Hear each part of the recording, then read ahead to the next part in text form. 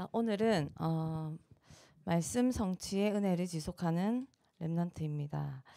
자, 조금 전에 저희가 본문 열왕기상 10장을 읽었죠. 그런데 이제 사실은 9장부터 살펴봐야 됩니다. 내용을 9장부터 9장 10절부터 오늘 10장 마지막 절까지 내용을 먼저 살펴봐야 됩니다. 이 내용들은 뭐냐면 간단하게 솔로몬의 업적에 관한 이야기들이에요. 9장 10절에서 28절에 보면 먼저 성경 내용부터 잠깐 살펴볼게요.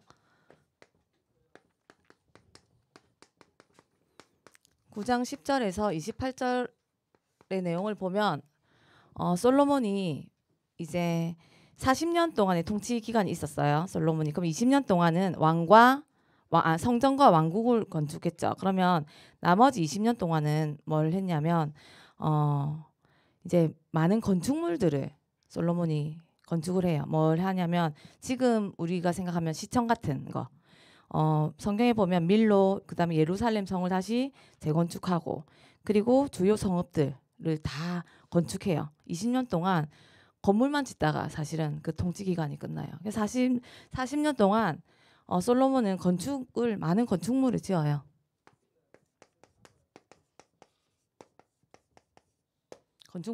그리고 뭘 하냐면 이 건축물을 짓기 위해서 많은 역군들을 두는데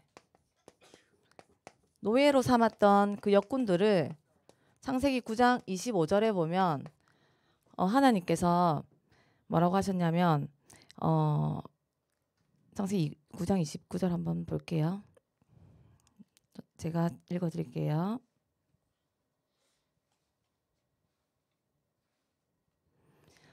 가나안은 저주를 받아 그의 형제의 종들의 종이 되기를 원하노라. 하나님께서 노아에게 하신 말씀이에요. 그 가나안에 있는 모든 족속들은 이스라엘의 종이 된다고 하셨거든요. 그래서 솔로몬이 저런 많은 건축물들을 지을 때 그 역군들을 누굴 사용했냐면 이스라엘 백성들은 사용하지 않았어요. 노예로.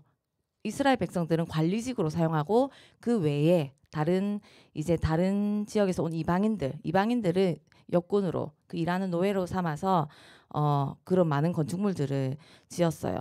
그 사실 건축물 지은 것 중에서 되게 재밌는 이야기들이 많은데 그거는 궁금하면 찾아오세요. 우리 왜 최후의 전쟁 성경에 나오는 그 계시록에 나오는 최후의 전쟁 알아요? 우리 렘넌트들? 맞아요. 거기 그 무깃도라는 건축물이 있어요. 그곳에서 아마겟돈이 전쟁이 치러지는데 그 솔로몬과 관련이 있거든요. 그 재밌는 이야기 너무 많은데 나중에 찾아오세요. 궁금하면. 아무튼 그렇게 되고 이 업적 중에서 해상무역을 이제 솔로몬이 엽니다. 그래서 쭉 이런 업적들이 나와요. 9장에는. 그렇게 해서 마무리가 되고요. 이제 10장으로 넘어갑니다. 10장에는 솔로몬의 명성이 나와요. 13절까지. 오늘 우리가 읽지 못했지만 1절에 누가 나오냐면요. 스바의 여왕이 나와요. 스바 이방인의 여왕이 솔로몬을 찾아옵니다. 솔로몬의 명성을 듣고 찾아와요. 오늘. 솔로몬을 찾아와서 뭐라고 하냐면 솔로몬의 그 지혜를 듣고 솔로몬을 찾거든요. 찾아올 때 그냥 오지 않고 어떻게 오냐면 수많은 자기들의 그 신하들과 그다음에 많은 향품들과 금과 보석을요 낙타에 싣고 찾아와요. 그리고 그 마음에는 무슨 마음을 가지고 오냐면 솔로몬이 엄청 지혜가 있댔지. 그래서 내가 정말 어려운 문제들을 솔로몬한테 가면 질문을 할 거야. 대답할 수 있는지 한번 테스트 해봐야지, 시험해봐야지 하고 와요. 근데 이 스바 여왕이 냈던 그 질문들은 우리가 뭐 아는 상식적인 질문들이 아니었어요. 자연 계열 이런 진짜 우리가 알 수 없는 하나님께서 솔로몬에게는 정말 최고의 지혜를 주셨다 했잖아요. 그러니까 우리가 알 수 없는 뭐 자연계부터 해가지고 뭐 과학, 뭐 인문학 이런 것들도 다 스바 여왕이 질문했던 것 중에서 솔로몬이 대답하지 못했던 게 하나도 없다고 기록되어 있거든요. 그만큼 명성이 자자했기 때문에 스바 여왕이 찾아옵니다. 찾아와서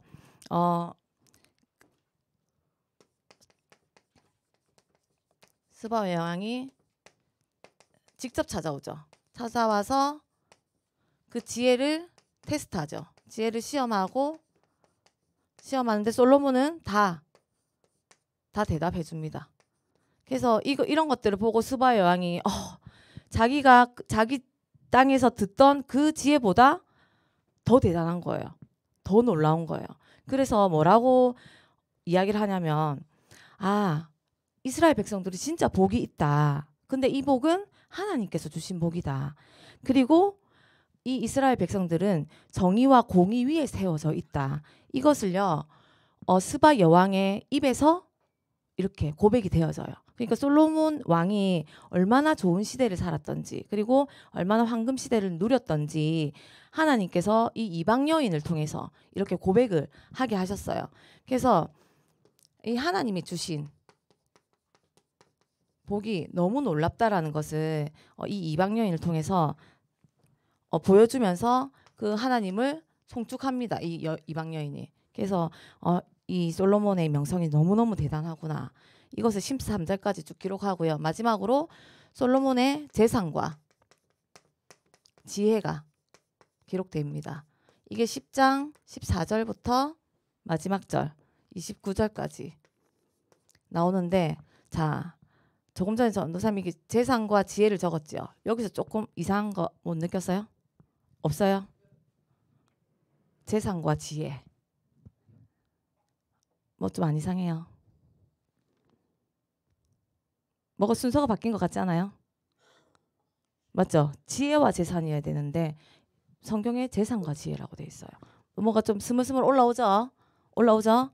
자, 솔로몬 이 왕 때요.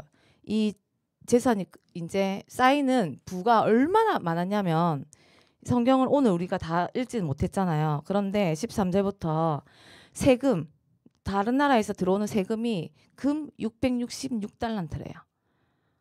많죠? 입이 쩍 벌어지죠? 그런데 이게 그냥 해마다 들어온대요. 해마다. 그래서 이 금을 주체할 수가 없어. 그러니까 이 솔로몬 왕이요. 금으로 뭘 만들었냐면요. 금을 두들겨서 방패를 만들었대요. 방패를. 왜 큰 방패는 우리 왜 전쟁을 보면요. 큰 방패 그 적을 막으려고 큰 방패들 세우잖아요. 그 큰 방패를 몇 개를 만들었냐면 큰 방패 200개를 만들었대요. 금으로. 그리고 작은 방패 300개를 만들었대요.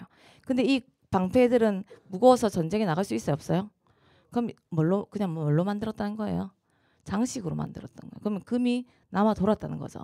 장식으로 만들었어요. 금이 남아 돌았다는 게 그 밑에 보면요. 금이 얼마나 많았던지 은은 아무런 가치가 없었대요. 은은 너무 흔했대요. 그 밑에 보면 솔로몬이 먹고 마시고 하는 모든 그릇을 금으로 만들고 그리고 거기 또 밑에 보면 그 나무궁의 그릇들도 다 정금으로 만들었어요. 근데 그 밑에 보면 더 이제 과관인 게 솔로몬의 그 왕자 있죠. 앉아 있는 의자, 보좌라고 하죠. 그 보좌를요. 뭘로 만들었냐면 우리 랩런트들 상아 알아요? 상아. 왜 코끼리 상아 있죠? 그거로 만들었어요. 의자를. 그런데 거기다가 금으로 다 입혔어요. 그럼 왜 안에 상아로 만들어 맞죠? 그 코끼리들을 왜 죽였을까? 근데 상아로 만들고 금을 덮었는데 그런데 그 보좌로 올라가는 계단이 있었어요. 6개의 계단. 6개. 그리고 마지막 7번째가 보좌였어요. 근데 성경에서 말하는 완전수가 몇 개일까요? 숫자가 뭘까요? 7. 1, 2, 3, 4, 5, 6, 7. 7번째에 그 솔로몬의 보좌가 있었어요. 그리고 그 보좌의 계단에는요. 뭐가 있었다고 하냐면 여기 밑에 보면요. 19절에 보면 6층계가 있고 보좌 뒤에는 둥근 머리가 있다고 했거든요. 근데 여기 히브리어 원어에 보면요. 이 둥근 머리는요. 소머리예요. 소머리. 자, 렘넌트 소머리는 누가 섬기는 거예요? 우상. 나중에 11장에 가면요. 이 소머리는요. 저기 어느 나라지? 다음 주에 가서 봅시다. 아무튼 그 솔로몬의 그 부인 중에서 한 명이 섬겼던 그 신이었어요. 그러면 사실 이때부터 뭐였어요? 솔로몬은 점진적으로 우상을 섬겼던 거예요. 점진적으로 들어왔던 거예요. 왜냐하면 솔로몬이 그 첩이 몇 명이었다 했어요? 부인이? 1000명이었죠. 그럼 1,000명 한꺼번에 만날 수는 없잖아. 그러니까 계속 처분 있었다라는 거죠. 계속 만났다는 거죠. 그래서 점진적으로 죄가 들어왔어요. 들어왔기 때문에 이 사실은 하나님께서 지혜를 주신 이유가, 하나님께서 지혜를 구했던 이유가 내가 하나님을 경외하고 백성들의 소리를 듣기 위해서 솔로몬이 지혜를 구했는데, 그런데 이제 그 지혜가 재산 자기에게 계속 쌓이는 그 부와 바뀐 거예요. 바뀌어서 들어왔던 세금이 666달란트고, 그리고 재산과 지혜가 바뀌어버려요. 그래서 여기서 좀 우리가 살펴봐야 되는 게, 예전에 왜 솔로몬 우리 열왕기상 딱 들어왔을 때 그 솔로몬이 병마와 병거를 뒀잖아요. 그래서 이거 조금 이상한데 다음에 이야기해줄게 했다는 거 있죠. 오늘 보면 이 솔로몬이 마지막 26절에 보면 병과 마병을 둬요. 병과 마병을 둬요. 드디어 두게 됩니다. 병과 마병을 두게 됩니다. 그런데 이거는 신명기서 17장 16절에 보면 하나님께서 두지 말라고 했죠. 절대 이스라엘 왕은 두지 말라는 것 중에 하나가 병과 마병이었어요. 그리고 3개가 있었어요. 병과 마병, 그리고 부인들, 그리고 금과 은을 두지 말랬는데 솔로몬은 다 둬요. 이거를 다 두게 되죠. 금과 은 많이 두고, 지금 마병과 두고, 그 다음에 부인들을 1,000명 두죠. 이게 다 뒀어요. 솔로몬은. 그래서 나중에 되면 망하는데, 그렇다면 사실은 그냥 이렇게 표면적으로 보면 이게 정말 다 축복이잖아요. 우리가 숨은 내용을 모르면 다 축복이잖아요. 이 축복을요, 하나님께서는 솔로몬이 지혜를 구했기 때문에 그 지혜에 말씀 성취로 주신 거예요. 사실은. 맞죠? 이거 열왕기상 3장 12절 13절에 그 말씀의 성취로 이거를 주신 건데, 근데 솔로몬은 이 말씀 성취를 지속하지 못했어요. 이 성취를 계속 받지 못해서 14절에 그 성취까지 가지를 못했어요. 그래서 하나님이 14절에 너가 근데 지속하지 못하면 네 날이 장수하지 못한다고 했잖아요. 근데 그 말대로 지금 솔로몬은 가고 있어요. 그러면 왜 솔로몬이 도대체 이 말씀 성취 속에서도 왜 끝까지 이 언약을 지키지 못하고 왜 이 속에 있지 못했을까라는 거 우리가 한번 사실 생각은 해봐야 돼요. 그러면 왜 솔로몬의 이 축복을 받고도 그렇게 하지 못했을까? 자, 이건 서론입니다. 못했을까? 자, 솔로몬에게는요, 우리 열왕기상 9장으로 한 번만 돌아가 볼게요. 9장. 우리 렘넌트 성경 있으면 펴보세요. 9장.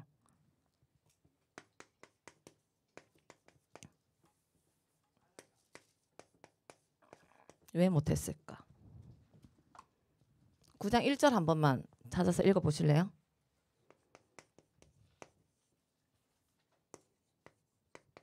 찾으셨으면 읽어주세요. 시작.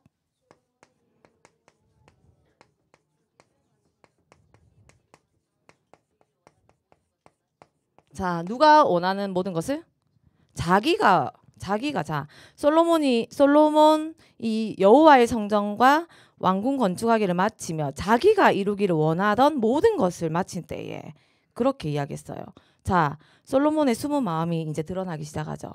이거는요, 솔로몬이 계속 그 하나님의 이름과 명분은 빌려서 성전을 건축한다, 왕궁을 건축한다고 했지만 그 마친 때의 고백은 뭐라고 했어요? 자기가 원하는 것을, 맞죠?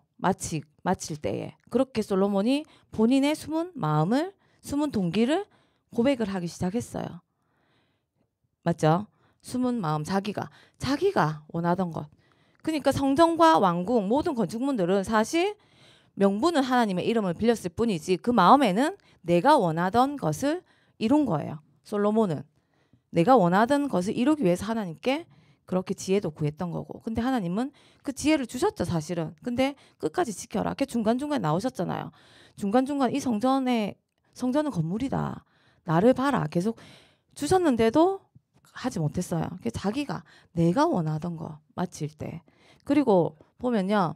우리 그 밑에 11절 한번 읽어보실래요? 11절.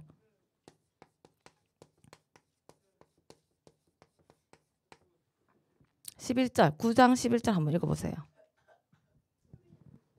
자, 갈릴리 땅의 성읍 20곳을 하람에게 주었으니 이는 두로 왕 히람이 솔로몬에게 그 온갖 소원대로 백향목과 잣나무와 금을 제공하였습니다. 자, 이 갈릴리 땅은 나중에 누가 오시는 땅이에요?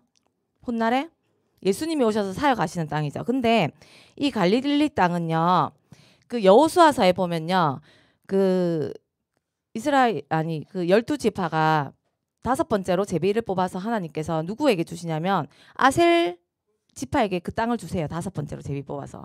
그러면 이 제비를 뽑아서 줬다는 것은 언약의 땅이라는 거거든요. 언약의 땅이에요. 이 갈릴리 지역의 이 땅은.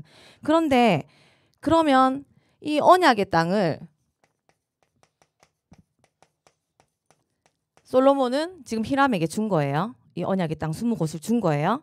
그런데 그 밑에 보면요. 뭐라고 했냐면 히람이 받았어요. 그리고 받고 가서 보니까 그 성읍들이 자기 눈에 들어오지 않아. 그러니까 마음에 안 든 거예요. 마음에 안 들어요. 너무 마음에 안 들어. 근데 주니까 어쩔 수 없이 받아야지. 왜냐하면 자기가 솔로몬의 소원대로 온갖 백향목과 잣나무와 금을 다 줬거든. 그걸 준 대가로 받은 게 갈릴리 땅 20곳이에요. 근데 너무 마음에 안 들어. 그래도 어쩔 수 없이 받잖아요. 그러면 잘 생각해 보세요. 그 히람의 왕의 눈에 들어오지 않았지요. 그러면 그 반대로 생각하면 솔로몬의 왕에도 사실은 그 땅이 그렇게 좋지 않았다는 거예요. 너무너무 좋은 땅은 남들에게 줄 수 있어요? 없잖아요. 좋지 않았다는 거예요. 그러면 이 솔로몬의 마음에 언약의 땅이 사실은 자기에게 무가치하고 돈이 안 됐다는 거야. 돈이 안 됐다는 거예요.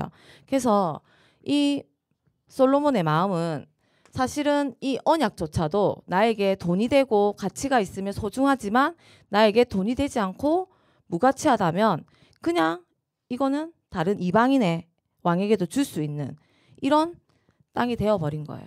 사실 이거 말고도 오늘 성경에서 찾아본 것처럼 많죠. 금으로 또 보좌를 만들고 그릇을 만들고 방패를 만들고 사실 우리 왜 돈 많은 사람들 돈 지땡한다 하잖아요. 근데 오늘 솔로몬은 금 지땡했죠. 맞잖아요. 맞죠? 그리고 세 번째로 보면 드디어 이제 재산이 지혜를 앞서서 맞죠? 이 하나님께서 주신 지혜가 이제는 본인의 어떻게 됐어요? 성공이 더 많은 차지를 한 거죠. 그러니까 이게 이제 보이지 않는 거예요. 이 지혜가. 하나님을 경외하는 지혜. 백성들의 소리를 듣고 안타까운 목소리를 듣고 백성들을 살리는 그 지혜는 사실 온데간데 없어요. 그 열왕기상을 쭉 보면요. 3장에만 하나님 내가 듣는 마음을 주세요. 그 지혜를 구했지. 그 후로부터는 사실은 돈을 버는 지혜, 성전을 짓는 지혜, 뭐 왕궁을 짓는 지혜 그것밖에 솔로몬은 구하지 않았어요. 그래서 사실은 지혜보다는 성공에 더. 그러니까 솔로몬은 자기 중심, 돈, 성공 때문에 이 말씀을 지속할 수 없었던 거예요. 결국은. 그래서 성경에서 쭉 보여주죠. 근데 이 솔로몬이 왜 이렇게 될 수밖에 없었던 거는 그 말씀이 희미해지고 그리고 말씀을 점진적으로 그냥 완전히 확 한 번에 놓친 게 아니에요. 점진적으로 천천히 놓쳤기 때문에 이 결과가 올 수밖에 없는 거예요. 우리도 그럼 마찬가지죠. 우리도 사실은 나는 아닌 것 같은데 세상에 조금씩 마음을 뺏기고 내 것에 조금씩 마음을 뺏기면 이렇게 솔로몬처럼 아닌 것 같은데 나중에 결과를 보면 이렇게 되어버리는 거예요. 그래서 우리가 왜 우리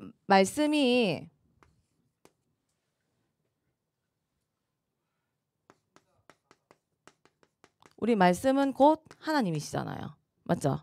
요한복음 1장 1절 태초에 말씀이 계시니라 이 말씀은 하나님과 함께 계셨으니 이 말씀은 곧 하나님이시라고 했잖아요. 말씀이 하나님이세요. 그래서 이 하나님이 우리를 창세기 1장 27절에 하나님의 형상대로 우리를 지으시고 28절에 복을 주시고 2장 7절에 우리에게 생명을 주시고 맞죠? 그 다음에 2장 17절에 언약을 주셨어요. 우리에게. 그리고 그 언약을 주시면서 지키라고 하셨죠. 어떤 언약이에요? 선악을 알게 하는 실과를 따먹지 말라고. 다른 거 다 주셨잖아요. 이 말씀의 성취 속에서 다 주셨잖아요, 우리에게. 근데 딱 하나만 지키라고 했잖아요. 솔로몬처럼 딱 하나만 지켜라 했는데 어떻게 됐어요? 창세기 3장 지키지 못했죠. 지키지 못했어요. 어겼어요. 어김없이 어기고 어겼는데, 근데 그럼에도 불구하고 다시 창세기 3장 15절로 약속하셨어요. 여자의 후손으로 다시 우리에게 약속을 주셨어요. 약속을 주셨어요. 그 약속의 성취가 누구세요? 예수 그리스도시죠. 그 약속의 성취가 바로 예수 그리스도십니다. 그래서 우리가 하나님처럼 될 수 있어. 이 성전은 네가 지었잖아. 네가 원하는 것처럼 마무리했잖아. 사단이 계속 속이지요. 근데 우리도 계속 속지요. 우리 계속 속잖아요. 공부 네가 할 수 있잖아. 네가 머리 좋잖아. 원래 너희 엄마 아빠 똑똑해서 너를 원래 똑똑하게 낳았잖아. 네 힘으로 할 수 있어. 계속 속이잖아요. 맞죠? 맞죠? 맞아요? 네, 맞죠? 저는 모르겠어요. 저는 그쪽은 잘 모르겠는데 계속 속여요. 그러면 진짜 그런 줄 알아요. 그래서 사단이 자꾸 속이잖아요. 근데 솔로몬도 사실은 그랬을 거예요. 자기가 그러고 싶어서 그런 건 아니었을 거예요.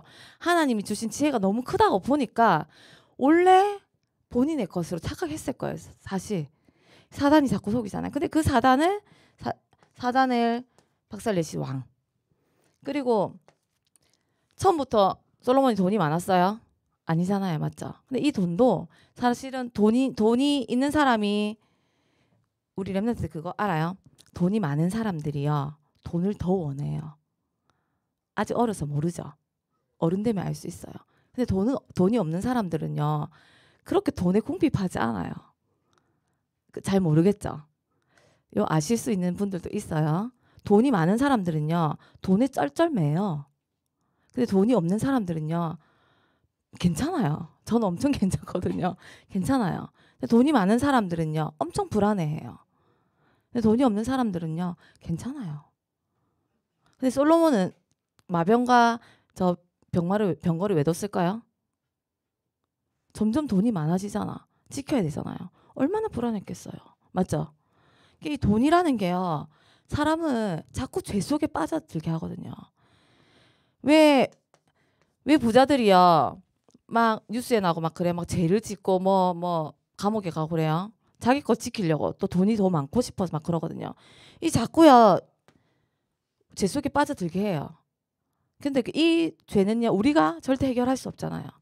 그래서 이 말씀의 성취, 그리스도께서 제사장이 되셔서 오셨습니다. 그리고 마지막으로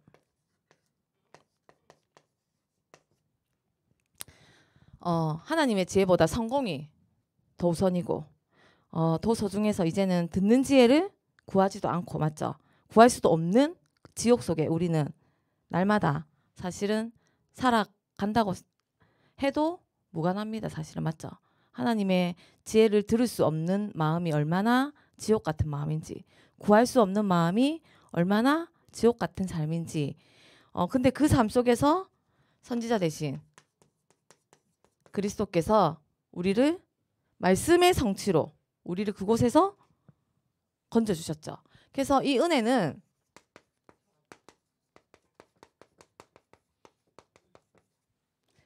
성령이 우리와 함께 하시는,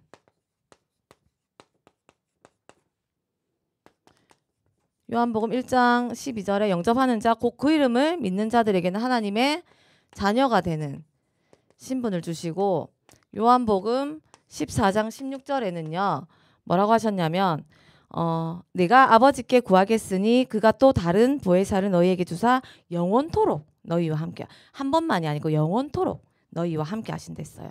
영원토록 내주하시죠.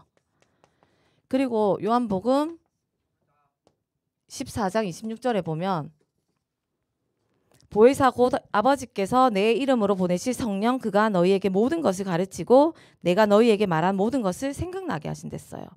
내가 가는 모든 길이 보혜사 성령님께서 나와 함께 계시기 때문에 생각나고 가르치신다고 했어요. 인도하시는 거예요. 이렇게 된다면 우리의 가는 길은 사도행전 1장 8절 뭐예요? 세계복음화죠. 성령 충만 입어서 세계복음화의 이길 속에 우리는 말씀 성취의 은혜 속에 있게 됩니다. 그러면 우리가 이것을 뭐예요? 날마다 지속해야 되잖아요. 지속하는 렘넌트가 되어야 돼요. 그러면 그러기 위해서는 먼저 우리 이번 주 3가지만 합시다. 자, 사랑하기. 누구를 사랑하냐면 신명기 6장 4절에서 9절의 말씀 보면 내 주 여호와 하나님을 사랑하라 하죠. 마음을 다하고 뜻을 다하고 힘을 다해서 사랑하면 그 마지막 밑에 25절에 뭐라고 하냐면요. 마지막 25절에 이렇게만 하면 하나님께서 우리 하나님 여호와 앞에서 삼가 지키면 우리를 의롭게 하신댔어요. 의롭게. 지키기만 해라. 나를 사랑하기만 해라. 그러면 이 지속하는 길 속에 너희를 계속 내가 두겠다는 거예요. 그리고 혹시 우리 렘넌트들 아까 제가 한 친구에게 물어봤는데 두길 마보기라고 알아요? 두길 마보기라는 단어 알아요? 두길 마보기. 자,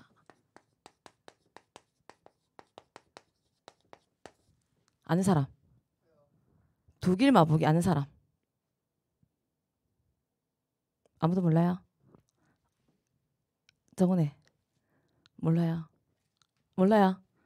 자, 두길 마보기는요 무슨 마음이냐면 내가 내 마음에 2가지 마음을 품고 있어요. 그런데 한 곳이 나한테 유리할 것 같아. 그러면 그 마음이 자꾸 그쪽으로 기우는 거예요. 근데 또 있다가 이번에 이쪽의 마음이 내한테 유리해. 그럼 이쪽으로 또 가는 거예요. 자꾸 마음이 왔다 갔다 하는 거예요. 그래서 우리가 해야 될 것은요. 자, 마음을 바꾸지 않아야 돼요. 바꾸지 않기. 자, 우리가 여기 저울이 있어요. 이거 저울이에요. 자, 렘넌트들. 저울 같지요? 저울이 있어요. 여기 저울 위에 뭐가 있냐면 자, 우리 뭐가 있다고 생각해보자. 우리 렘넌트들. 자, 공부가 있어요. 공부. 나 시험에 100점 맞고 싶어요. 공부가 있고 우리 선생님들 직장에서 나 이제 저기 승진하고 싶어요. 자, 여기 한쪽 마음이고요. 여기는 뭐예요? 여긴 뭐예요? 뭐긴요? 하나님이지요. 자, 2마음이 있어요. 2마음이 있어요. 자꾸 이쪽 마음으로 자꾸 우리가 기울어요. 맞죠? 그럼 이쪽 마음으로 가요. 근데 어느 날은 성령 충만해. 이쪽 마음으로 기울어. 그럼 또 이쪽 마음으로 가. 근데 나 이쪽 해야 되는데. 그럼 또 이쪽 마음으로 가. 오늘은 내가 말씀 은혜를 너무 많이 받아서 이쪽 마음으로 가. 자꾸 마음이 바뀌잖아요. 맞죠? 자꾸 마음이 바뀌면 안 돼요. 이 마음이 바뀌는 게 아니고 이 마음은 이쪽으로 고정되어서 구하는 거예요. 우리가 마음을 바꾸지 않아야 돼요. 그래서 구하는 거예요. 그러면 이걸 구하기 위해서는요.